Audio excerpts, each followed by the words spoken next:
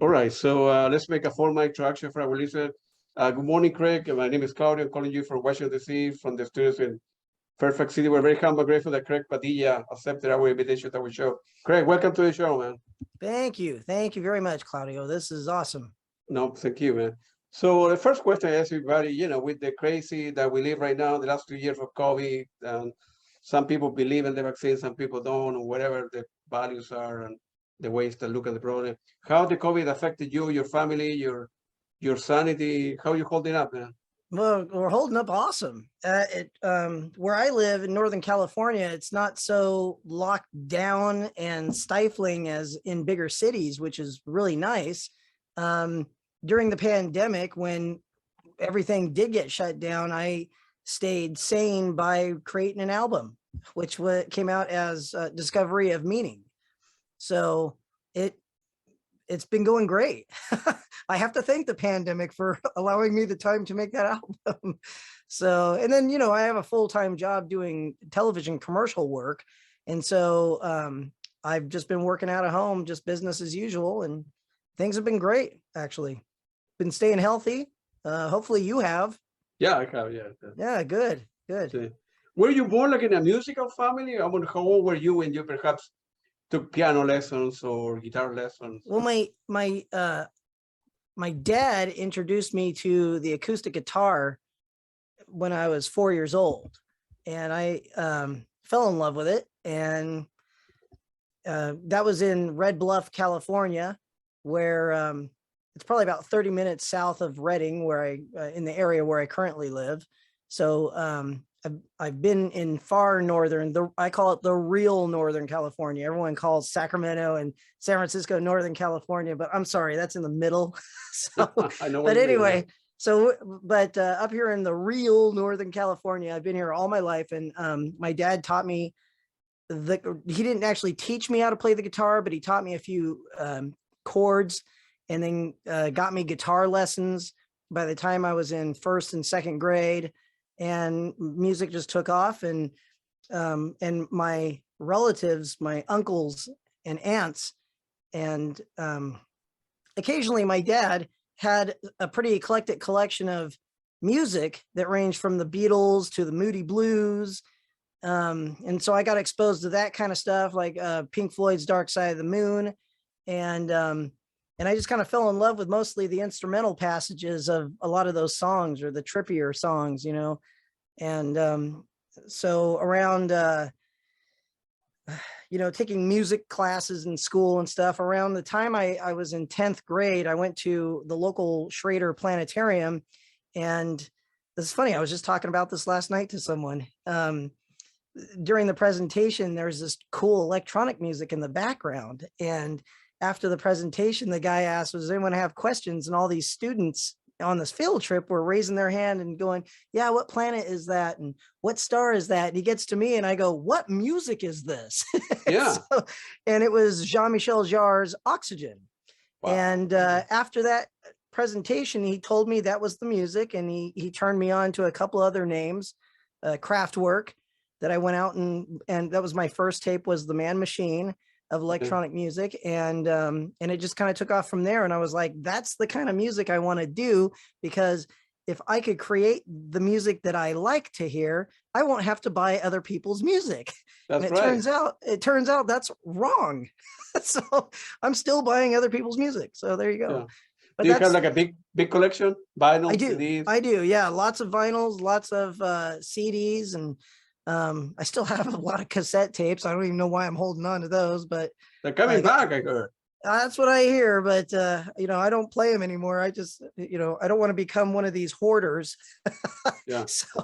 But anyway, so that's my history in a nutshell. I just fell in love with the synthesizer and started recording my own music around the time I was a senior in high school. And by 1990, I had started recording stuff out at Shasta College on reel-to-reel tapes, and an ARP 2600 and some other synthesizer that I owned at the time, and it just kind of grew from there. And here I am.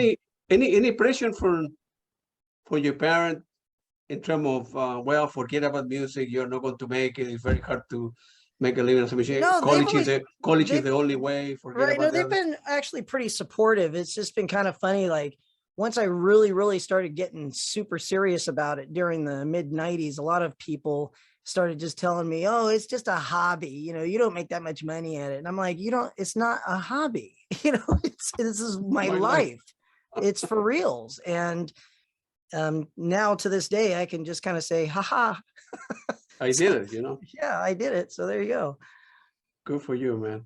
And then, so at the beginning, were you I mean, doing like I have to say, haha, local? because not to interrupt you, but I almost forgot to mention a Yeah. shout out to George Matson, who is my sponsor. He Yeah. does the MST modular synthesizers, and he's Good for you, the man. guy who invented the keytar, the syntar, you know, the very first keytar. And so Wow. to be backed by that guy is pretty cool. Absolutely, man. So, at the beginning, you were doing self-releasing, or you know, yeah. you went to a record label, or how did? No, I just saved up $100 back when I was 20 years old or whatever, you know, working a part-time job, and saved some money and got these songs that I had recorded to cassette and put them out as the Heart of the Galaxy on cassette. So I had somebody duplicate 100 cassette tapes for me, and I just thought, well, if I can generate money selling these tapes, then I can eventually make a CD somewhere down the road. And so that's how that all began. And ironically, or coincidentally, I should say, that's how I met Skip Murphy, who used to do a lot of music with back in the early 90s. And because I when I was at Shasta College, doing music and sound design for plays, I actually wanted to become a theater actor or a movie star. That was my initial dream, because I used to really like to act on stage and make people laugh.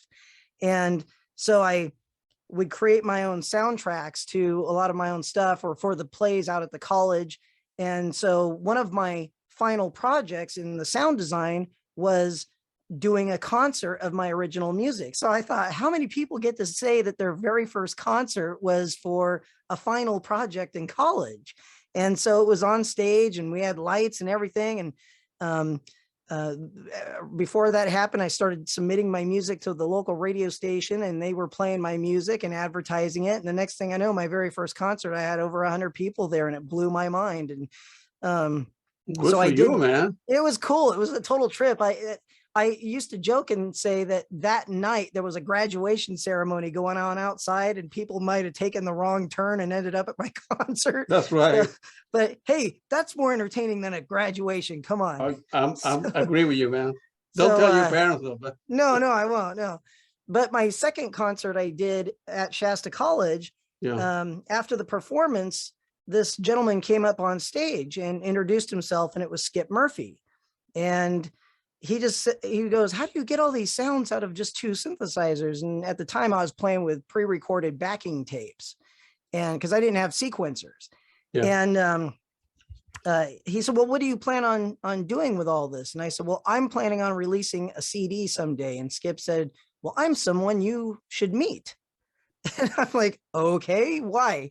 And so he said, I got a lot of synthesizers, and I knew nobody else in town that did what I was doing, let alone had a lot of synthesizers. So me being 20 years old, I went over to this guy's house, and he had a lot of synthesizers, and the rest is history. We just started putting out our own tapes and playing at art fairs and making money and trying to save up enough to put out a CD, which became The Eye of the Storm. And we put that out ourselves. And it wasn't until about 2000, in 2000, Tony Gerber and his Space for Music label signed me up to release some of my music. And then 2 years later, I got picked up by Groove Unlimited and Spotted Peccary, which I thought was kind of cool. You know, it was like, it just all started snowballing all at once. And here I am. I have interviewed a lot of people from Spotted Peccary already, and this is a very well-run label. I'm in the process of pinging, Beth, to see if she can put me in touch with the owner, because I wanna.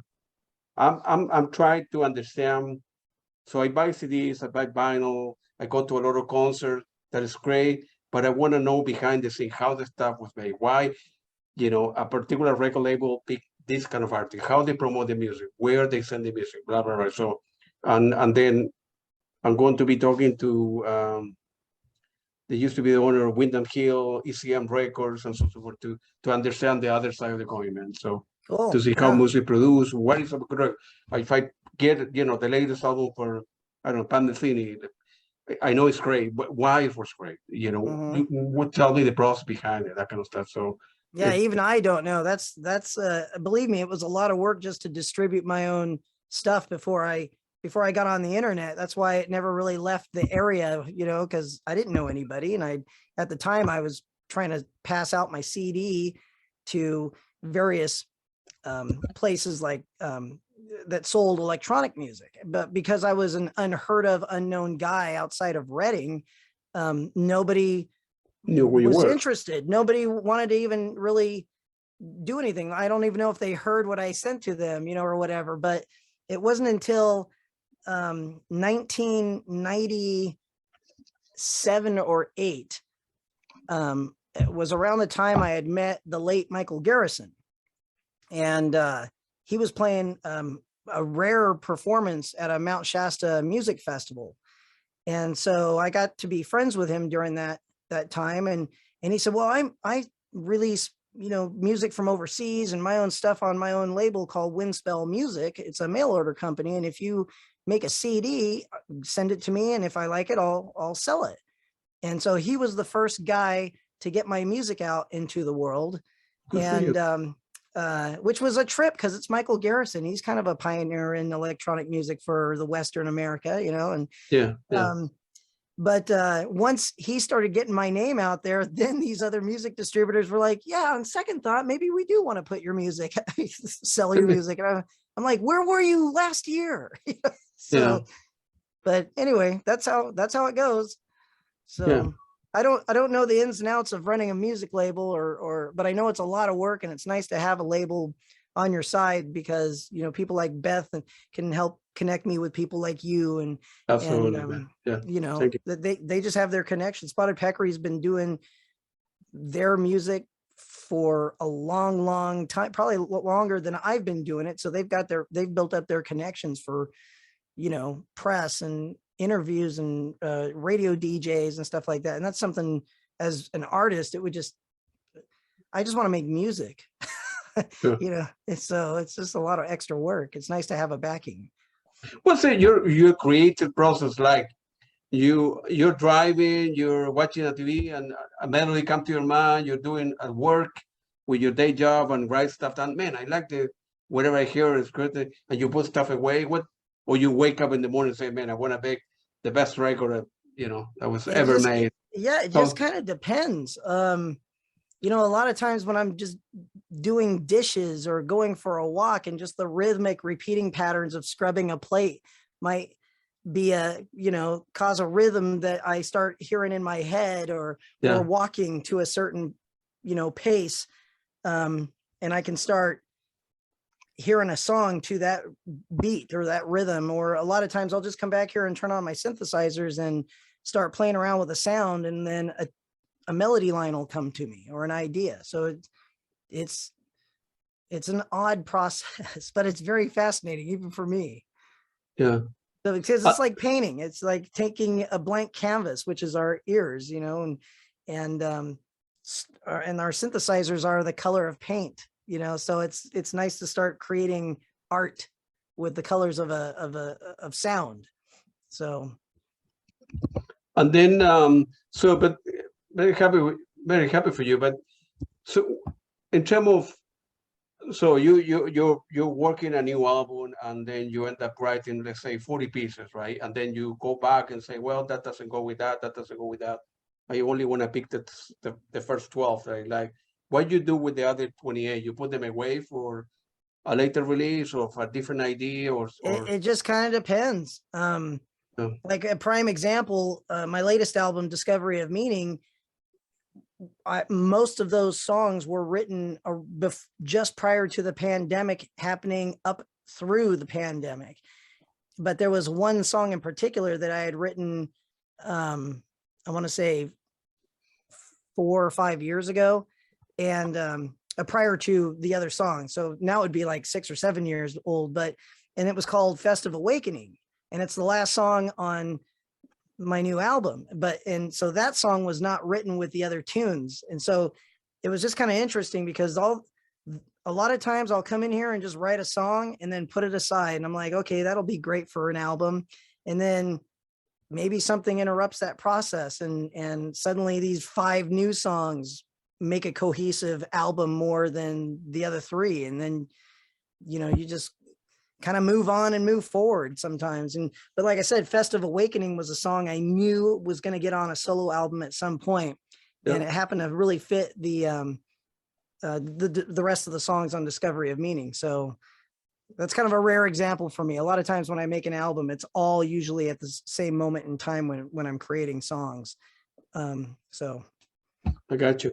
Whatever, feel free to elaborate on your gear. You're doing analog, digital, a combination of both. What do you prefer? Why? And well, right now I really prefer the MST, modular synthesizer that George Mattson constructed for me, and it's a powerhouse. And modular synthesizers are cool because you can kind of just fall down a rabbit hole of making sounds.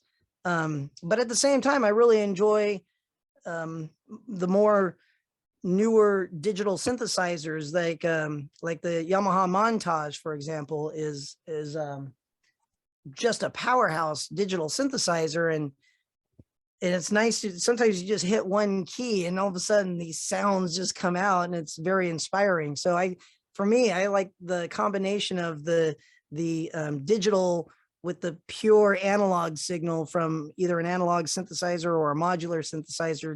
They go hand in hand. To me, they go really well together. So I don't really have a preference, but if I had to single one out, it would be the MST modular synthesizer. Yeah, I got you. And you end up using like, in terms of the sound design, beat programming versus using preset or drum loops, stuff like that? Or? I am not much of a programmer. I actually prefer somebody to do that work for me, which is why I like the digital stuff, because I can just go, oh, that's a piano sound. And nowadays I can take that piano sound and tweak it so that it's not so much a piano sound. So that's about as much programming as I like to do, other than coming up with my own patches on the modular synthesizer, I got you. You have done over 30 albums or so, right? Mm-hmm. Man, how the motivation come from with, when, you're working full time, family, wife, kids and everything, how you wake up every day in the morning and say, man, I'm not done. I have a lot of music to do, and I have not done my best work yet. No, I know. I have a lot more to say, I feel like. So, and I know time's running short, as the moments keep ticking by. So, but I know deep down I've got a lot more to say. I just think there was a point in time before I had children. That's literally all I was doing was I'd wake up and try to create music and all day. And so it was hard to keep a girlfriend, because they just didn't understand it. It's like, hey, music is the other woman. I'm sorry to tell you. So, but now it's all really cool, as I've gotten older, and my current significant other really, really appreciates music, and she appreciates the arts and knows what I do and love. And she's incredibly supportive of it. And it's the first time I've ever had something like that outside of family or friends, from the label being that supportive. So it's cool. But once I had kids, writing music kind of slowed down a little bit, just because, they're a handful, especially when they're babies. Yeah. So, but now that they're older, now I've got them on my new album, so it's really cool. Are any into music or? Yeah. My, during the pandemic in particular, we were housing a foreign exchange student by the name of Paula, and she was out of Germany. And my daughters are Melody and Harmony, and true to form, their names literally fit how they sing, which is, I don't know how that happened, so, but it's cool. But during the pandemic, I thought it would be a cool experience to have Paula record a song with me because she has a musical background like my kids. And so I had her come in here and do some spoken word stuff, which came out as Continuum Part 1 on my new album. And then I had my daughters come in and sing, wordless notes and improvise around a song I was doing. And that became, my daughter Harmony is on Continuum, and my daughter Melody is at the end of Continuum, Part 2. And so it's really cool to say that, yeah, my kids are actually on, they're awesome enough to be on an album that is released on a label. So I'm pretty honored to, that's a proud dad moment. Yeah. Good for you. Very happy for you, man. I was looking in your, I know you don't have that much time this morning, but I began listening to your stuff. I went to Bandcamp, Spotify, and I want to bring a couple of tracks for you to comment. One track that I really like is Shavasana from the album The Flow Waters. Feel free to, where the name come from to begin with? Very weird. Shavasana is like the, I want to say it's a meditative word. Like usually it comes during the end phase of yoga, a lot of times during the chill out process. And that was actually a name that I learned from Howard when we were making an album, and during which became Being of Light. And in the middle of the making of that album, we had an opportunity to do a performance. And so we had 1 week to get our act together. And so we created all the music that you hear on that album was made in less than a week. And then we performed it live and at a synthesizer store up in Portland. And that became Life Flows Water, the album. So that's an amazing piece, man. Yeah. Yeah, thanks. Shavasana was we just thought it'd be a cool way, like after doing all this kind of really surreal and energetic and not kind of energetic or whatever, just doing a concert, Howard thought it'd be really cool to just bring it down and into this meditative state by the end of the performance. And that became Shavasana. Good for you. Very, very good album. Really like the very good track also. Another track that I really like was Woven Planet from the album Below the Mountains. Can't remember that. Remind me a lot of when I listen, before you answer that, when I put my headphone to listen to your stuff. As I was preparing interviews for the interview, and remind me a lot of there's like 5 seconds or 10 seconds that remember a lot of Sorcerer for Tangerine Dream. I don't know if somebody have make the comment or not. No, I'll take that as a compliment, actually. Oh yeah, you can. I will reply you later and tell you, listen to your song here in seconds 15 to 20 or whatever, and then, yeah. No, that was just one of those songs that I had written. I remember exactly where I wrote and recorded it too. And it just, the basis for the foundation of the piece was on an analog synthesizer. It was a Sequential Circuits Pro 1. And I think there was only 3 synthesizers used on that entire song, but it just kind of one of those pieces that just fell into place like everything else I do. It just, kind of happens, and it turned out to be one of my hit songs. Actually, it's one of my most popular tunes. So that's pretty cool. Yeah, no, it's a very good album. Feel free to elaborate in your latest album, Discovery of Meaning. Feel free to elaborate on how that album came together and so on and so forth. Well, like I said, it was during the pandemic. Before the pandemic, how it all started was I think it was 2019. I was working part-time up in Portland, Oregon. So I was traveling back and forth between Redding, California, and driving up to Portland to work in a synthesizer shop. And so I had an opportunity to purchase these 2 really nice synthesizers. One was the Arturia Matrix Brute, which is this monster of an analog synthesizer, and the Yamaha Montage, which is just one of the most beautiful digital synths I've ever had the pleasure of playing with. And so when I brought them back here with my new synthesizers, it just was inspiration city. I could not stop writing music, which, became Perception Stream and the title track and Continuum. And that's when I was, doing that song with Paula and my daughters. And then coincidentally, when the pandemic hit, during the writing process, Paula had to suddenly leave back to Germany. So she couldn't finish her school year here.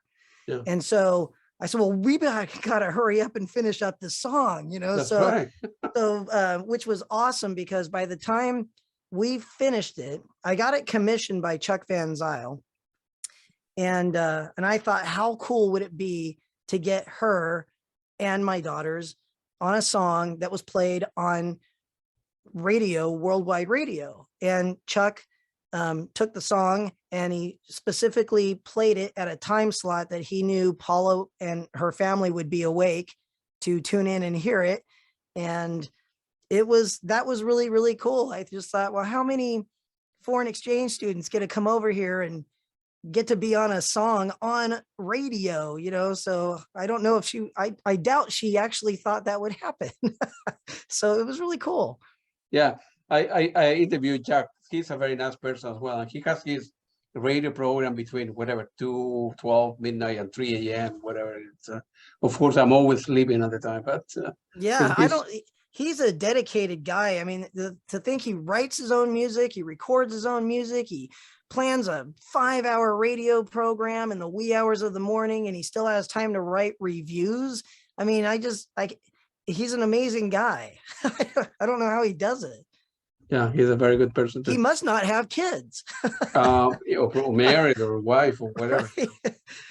Right. My significant other will complain, here if I need to stay up until 5 o'clock in the morning and go to work the day after. It's crazy. Yeah, well, my own body will complain if that happened to me. Absolutely. Where do you think that music come from? If you can, where music come from, and what music means to you? If you can, that's a complicated question. It's not that easy to answer. Yeah, honestly, what music means to me is like a universal language, because it's at least what I do is it's like medicine for people. Because especially music, anybody who listens to music, hopefully, unless it's that angry, thrash metal stuff, I don't know, that's maybe it's still music. Maybe that still has the power to soothe some people, but I feel like this kind of music that I do in this genre is very healthy for people's souls and spirits. And I've always keep saying that if more people listen to the music that I create and others in this genre, there'd be more world peace. I agree with you, man. Yeah, absolutely. Yeah. So to me, that's what music means. And like good music, I know it's spiritual and healing, because I don't know if this has happened to you, but a lot of times when I hear a really beautiful, awesome piece of music, I will get chills and goosebumps on my skin, and it's a crazy sensation, but that's the power of music and what it means to me. And to be able to give other listeners of my music that experience that I experienced from listening to other music, it's nice to be able to share that. Yeah, and, I completely agree with you that what you mentioned, it happens to me on a weekly basis. I mean, I don't know what it is with me, but music takes me places. I travel with music, on a Friday night, or like I did it last night, and I'm doing it tonight. If I don't have a show to go to, I will drink a beer or two, put my headphone, listen to the album that I bought during the week or previous week, and it takes me places. I don't know what it does. I cannot describe it. It makes me happy, whatever that means. It's so much beautiful in the world, and so much crazy thing in the world that I like music to the point where it's like watching a movie. I can easily just sit down on my couch and just stare at space while the music is playing. To me, it's like watching a movie. I love watching movies, but I love just sitting down and listening to music. I love it. What I would like to do is take your type of music, a couple albums from Tangerine Dream or whatever, and give it to Putin to see if he will like the music, will stop the war with Ukraine, which is crazy. Right. I know. Like, hey, Putin, listen to my music and calm down, mister. Yeah, man. We live in crazy world, and I don't know if we're going to be alive, and I feel very bad the other side. We live in crazy time, but Mhm. music is love, man. You know, music make people happy. You know, like Yeah. going to a beautiful painting, or smelling the roses, and one could walk in California. The world's so beautiful, man, and we are, destroying it with craziness. Yeah, you might as well just live it and as positive as you can, because life's too short, man. And be happy, man. And Yeah. if you could open a show or have dinner with anybody, dead or alive, who would that be? People that you admire in the Well, music business. I've already had dinner with I'm just kidding. I'm like, in terms of somebody I have not had that opportunity with yet, I would probably say um Edgar Froese, Yeah, or everybody. even Klaus Schultz, Yeah, and Jean-Michel Jarre. Those would be my top three. And Suzanne Ciani too. I mean, she's cool. So I would love to have dinner with her. She's a super nice lady. I got to yeah, meet her yeah, once at the NAMM show and at a Jean-Michel Jarre concert. And she's just super, super friendly, super cool. And her music is, her modular music's awesome. Her more mainstream music is some of the most beautiful stuff I've heard. I mean, yeah, she's cool. So four people, those four. yeah. Otherwise, I'm currently having dinner with them all the time. Like, it's Howard Givens and Deborah Martin on the label that I'm on, or, those guys are cool, or Daniel Pipitone, who's an artist. So it's like, I feel like I'm currently surrounded by cool people. So I can't really ask for more than that. Yeah, those are big names you mentioned. I have the opportunity to interview Suzanne like a year ago or so. She's a very nice lady too. So, and Mhm. hopefully I will be able to meet you, one day when if I'm driving to Northern California, the real Northern California. That's right. Yeah. So see you and stop by. We can get a beer or or something to eat. And Yeah. I And would like to.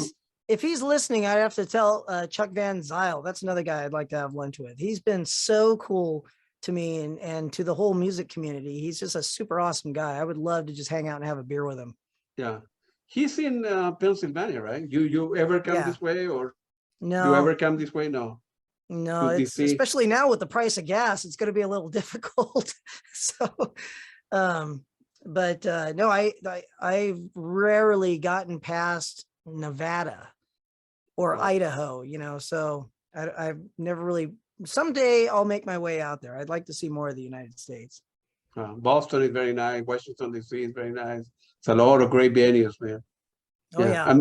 I'm yet to meet Chuck in person as well. Never seen, and Edgar Frost. I have seen different variation of Tangerine Dream now, but I only see Tangerine Dream with Edgar Frost playing. He was very good. I mean, I bet. he, it was like about 10 years ago or something like that.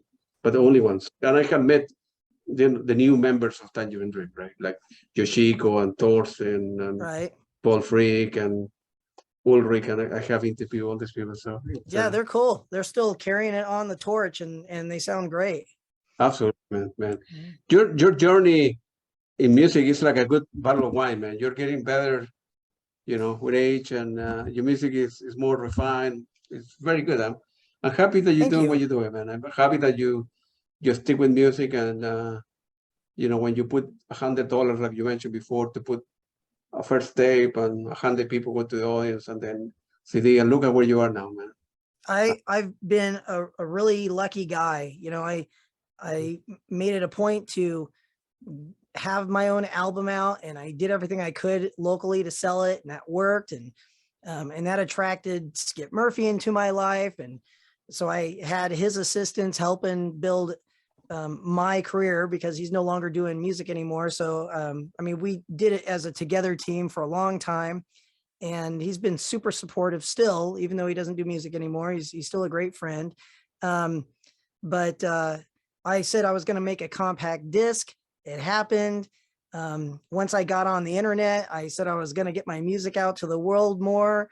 And I met some incredible people. There was a guy named Glenn Folkvord out of Norway who built my first website for me. I mean, it's like the power of positive attraction has just been that way. I said I was going to be on a record, a vinyl someday. and I got picked up by Fruits de Mer Records, or Fruits de Mer, or whatever however you pronounce it, out of the UK. And eventually Spotted Peccary, we have an album called The Bodhi Mantra with me and Howard. And so everything I've always said I've wanted to do has somehow manifested itself into what's happening today. So I've been a very, very fortunate guy, and I couldn't be any happier right now. Good for you, man. Yeah. The same thing here, similar happened to me with the radio. Of course, I have a lot of, big music collection, and I see a lot of concert here. And at the beginning, before I did my first debut, everybody thought, man, nobody will get back to you. Nobody knows your music or who you are. You have an accent or this or that. And I prove everybody, I don't care what everybody else thinks or does. I have an idea and I go for it, and 2 years, almost 2 years later, it's not even 2 years, I have done 150 interviews. I'm going to be talking, I have talked to people from Genesis, from Toto. I'm going to be talking to a couple of musicians from Camel today. That's great. Next month, actually in August, I'm going to Germany for 10 days. And I will try to do sort of documentary in the Berlin School of Music. And I'm going to be, Klaus Schulze is not alive, and I'm going to be talking to his kids and Manuel Goshin, people from Popol Vuh and Harold, and then people from Kraftwerk. And see, you're attracting positive energy too. I have no idea. I just have a good strategy in my head, and people are good to me, and like you, and I gotta do it. I have a lot of energy, and I'm getting old, but I have a lot of enthusiasm, motivation, and I wake up every day. I want to try to get a hold of that person and that or that. And good. Well, don't listen to those outside negative forces. Just keep. I don't. No, I stay positive, man. Yeah, people try to bring you down in life. Don't do that. I don't care. I just go for it. I mean, I'm more persistent and perseverant than most people, I suppose. And when I have an idea, I try to make it happen. I remember that I bought, let's say, Manuel Goshin, the album E2, E4, right? That I bought, I don't know, 40 years ago, whatever it was. Right. It was a great album. And a couple months, I'm going to be drinking beer in his own living room with the guy taking a couple pictures for him to sign autographs. How cool is that? Like a miracle. How cool is that? Yeah, absolutely. Jeez. So I'll have to hold on a second. I'll have to raise my glass to you and say cheers. No problem, man. No problem. That's something I want to create, another kind of blog or website with my adventure among electronic musicians, whatever I want to call it. And my family, actually, my ancestor came from Germany, from Munich, way before the Nazis started escaping to Latin America in 1945. In 1882 was a big migration of Germany to the south of Chile. I was born in Chile. And Italian moved to Argentina. So that's what, my family ancestor came from. And so I going to Germany is something surreal to me. And I never, been going to Berlin for the first time, being the electronic capital of the world, if you will. Right? Yeah. Oh, yeah. That's totally cool. That's totally cool. I hope to be able to visit Germany myself, just because that's where my foreign exchange student daughter lives, so I have to make it there someday. Yeah. I know you need to run. Only a couple more questions. And looking back in your musical career, what moments are kind of special to you? Any regret or things you would have done differently? Or well, I honestly don't regret anything I've done so far. Probably one of the coolest moments, besides being signed to Spotted Peccary, of course, one of the coolest moments I ever had was getting to meet Jean-Michel Jarre. I was actually invited backstage before he performed in Berkeley. I always wanted to see this guy live, and so I went down with a group of friends, but 3 days before the event, my buddy Bart Hawkins, I know you've interviewed him. He said, well, did you reach out and see if you could just meet him? And I'm like, what are the chances he's going to want to meet me? And he's like, well, how do you know unless you write to him? Sure. And I thought, well, all right, what do I have to lose? So it was 3 days before the concert. I thought there's no way this was going to work, but I gave it a shot and just said, hey, me, my kids love your music. If the three of us would be able to see you, I'd like to at least just shake your hand and say thank you for introducing me to the music that I create. And the day we were driving down to the concert, I got a text message from his touring manager and it said, come to the back door at 5:30 or 6:30 or whatever it was. And I had to pull the car over. And I was like, what? So that was one of the coolest moments ever, was going backstage to meet Jean-Michel Jarre. And it was really a trip because Dave Smith was back there to meet him with Suzanne Ciani. And so they were kind of in their own group and we were off to the side. And so Jarre came out and hung out with them for a bit. And then before he left, he came over and talked to me and my daughters. And it was funny because I introduced my kids to him and he goes, oh, Melody and Harmony. And he gives them a kiss on their cheek. And they were like, what? Wow. And I said, girls, you got your first French kiss. That's right. That was a really cool moment. Something I never thought would ever happen in a million years. So how long ago was that? That was, I want to say probably 2016 or 17, I think. Good for you, man. He doesn't tour that much.